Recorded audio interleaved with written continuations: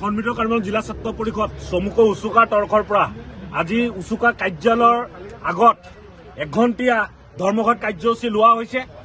আমাৰ আজি 5টা মূল দাবী লৈ এই প্ৰতিবাদ কিন্তু প্ৰত্যেকটো আঞ্চলিক লেভেলতে এই প্ৰতিবাদ চলি আছে প্ৰত্যেকটোৰ অঞ্চলত আৰু এই হাওৰাঘাটত আজি এই প্ৰতিবাদী কাৰ্যসূচী লোৱা হৈছে।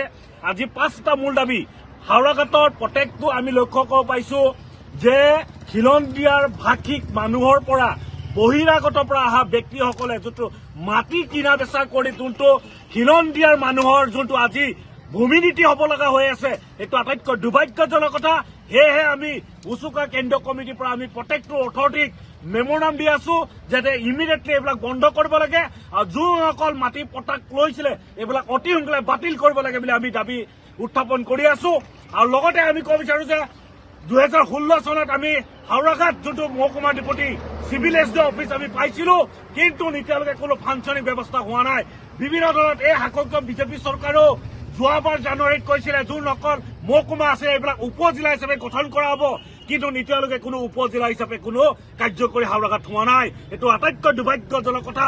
আৰু এখন হাওৰাঘাটত প্ৰত্যেকটো জাতি বাকী থকা এখন নিৰাপেচা এখন ঠাই, তাত যদি ডেভেলপমেণ্ট যদি নহয় এই বিজেপি চৰকাৰে যোনখন চৰকাৰে চিঞৰি থাকে উন্নয়নৰ কথা, কিন্তু বাস্তৱত হাওৰাঘাটৰ মানুহে দেখা নাই। আৰু লগতে আমি ক'ব বিচাৰো হাওৰাঘাটৰ বৃহত্তৰ অঞ্চলত যোনটো ৰাস্তা ঘাট যোনটো ভাঙা হৈ আছে, এটা বানপথ এটা ৰাস্তা ভাল নাই।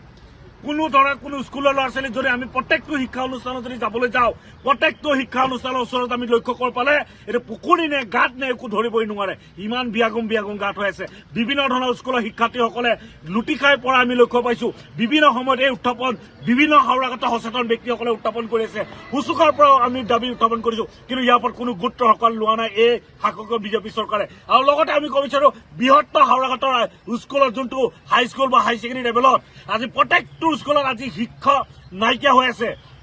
যেনে ধৰণৰ যোনটো মানুহৰ যোনটো জ্ঞান যোনটো ল'ব লাগে, মানুহৰ যোনটো প্ৰথম জীৱন মেলা ব্যৱস্থা হৈছে গণতন্ত্ৰ যোনটো শিক্ষা ব্যৱস্থা, এই শিক্ষা ব্যৱস্থাটো আজিৰ তাৰিখত টোপোলা চৰু আমি লক্ষ্য কৰিছো। এইটোৰ পৰা আমি বাৰম্বাৰ উত্থাপন কৰি থকাৰ পিছতো কিন্তু এতিয়ালৈকে ইয়াত কোনো কাৰ্বি আংলঙত যোনটো 900টা ভেকেঞ্চি হৈ আছে হাইস্কুল টু হাই ছেকেণ্ডেৰী লেভেলত, কাৰ্বি আংলঙত 902টা যোনটো ভেকেঞ্চি হৈ আছে, এতিয়ালৈকে কোনো অট'নমাছ কাউন্সিলে ইয়াৰ ওপৰত কোনো ব্যৱস্থা ল'ব পৰা নাই। এইটো দুৰ্ভাগ্যজনক কথা। অতি সোনকালে এইটোৰ ওপৰত ব্যৱস্থা ল'ব লাগে বুলি আমি দাবী উত্থাপন কৰিছো। আৰু লগতে আমি ক'ব বিচাৰো হাওৰাঘাট যোনখন মেডিকেল, এই মেডিকেলত যেনেকে ধৰণৰ আমাৰ সাধাৰণ গোৱাই ৰাইজে যোনবিলাক আহি কৰি যোনখিনি সুবিধা পাব লাগিছিল এই সুবিধাৰ পৰা বঞ্চিত হৈ থকা আমি লক্ষ্য পাইছো। যেনে ধৰণৰ ট্ৰিটমেণ্ট হ'ব লাগিছিল যেনে ধৰণৰ ট্ৰিটমেণ্টে পায়, যেনে ধৰণৰ মেডিচিন পাব লাগে তেনেকুৱা ধৰণৰ মেডিচিনে পায়। বিভিন্ন ধৰণৰ ইয়াত অসুবিধা হৈ আছে, কিন্তু ইয়াৰ ওপৰত কোনো ব্যৱস্থা লোৱা নাই। সেইকাৰণে আমি ক'ব বিচাৰো এই আজি 5টা মূল দাবী লৈ এই 5টা মূল দাবী যদি গণতান্ত্ৰিক আন্দোলন কৰাৰ পিছত যদি কোনো নেমানে তেতিয়াহ'লে উচুকা তৰফৰ পৰা তীব্ৰতৰ আন্দোলন হ'ব, গণতান্ত্ৰিক আন্দোলন হ'ব আৰু সম্পূৰ্ণ জগৰীয়া হ'ব।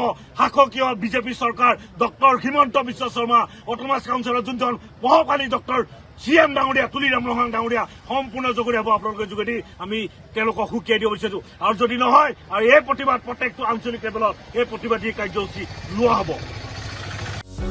যিকোনো খবৰৰ বাবে যোগাযোগ কৰক আমাৰ এই নম্বৰত 9181 307 221।